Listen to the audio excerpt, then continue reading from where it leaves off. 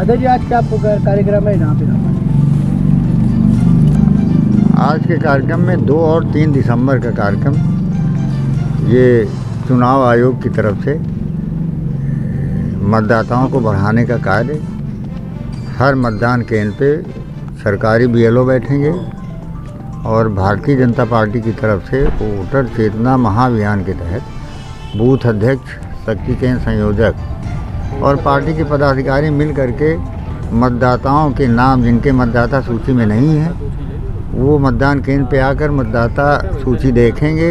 उनके नाम जिनके नहीं हैं वो अपना नाम शामिल करा सकते हैं। और जिन बच्चों की उम्र 1 जनवरी 2024 को 18 वर्ष पूरी हो रही है उनके नाम भी मतदाता सूची में बढ़ेंगे।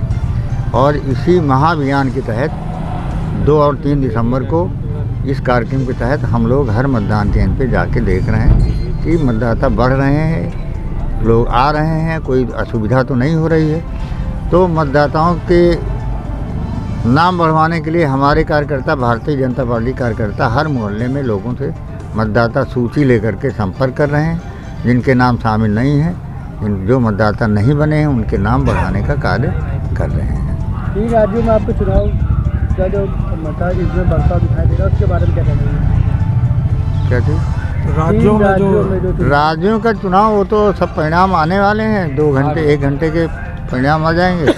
मध्य प्रदेश, राजस्थान और छत्तीसगढ़ तीनों राज्यों में भाजपा की सरकार बन रही है और ये उसी का परिणाम है कि माननीय यशस्वी प्रधानमंत्री नरेंद्र मोदी द्वारा जो पूरे देश में जनहित के कार्य, गरीबों के कार्य किए गए हैं, उनके हित में जो कार्य किए गए हैं और उसका ही परिणाम है कि जनता ने तीनों राज्यों में भाजपा की सरकार बनाने का कार्य किया है। 2024 लोकसभा चुनाव को लेकर रायबरेली में आपकी पार्टी जो क्या परिणाम है, क्या रणनीति है? भारतीय जनता पार्टी इस बार रायबरेली में अपने प्रत्याशी को जिताने का काम करेगी। यहाँ की जनता और कार्यकर्ता मिलकर भारतीय जनता पार्टी को प्रत्याशी को ही जिताएंगे। दूसरे प्रत्याशी को दूर दूर तक कहीं उसकी जीत होने का कोई प्रश्न नहीं है। उनकी जमानत जब्त होगी क्योंकि इसके पहले रायबरेली सोनिया गांधी गढ़ कहा जाता है। ऐसे में आप भारतीय जनता पार्टी का क्या? ये लोगों का कहना है कि ये सोनिया गांधी का गढ़ नहीं, इंदिरा गांधी का गढ़ कहा जाता था। अब तो गढ़ कहने की कोई बात ही नहीं है क्योंकि रायबरेली में कांग्रेस का एक भी विधायक नहीं जीता है जिनकी जमानतें जब्त हो गई हैं।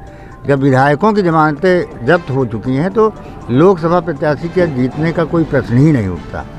जनता ने देखा है कि पिछले 10 वर्षों से सोनिया गांधी सांसद हैं लेकिन नामांकन के बाद दोबारा उन्होंने आज तक रायबरेली में कदम नहीं रखा। जनता इतना परेशान है कि जिनको देखना ही नहीं चाहती है।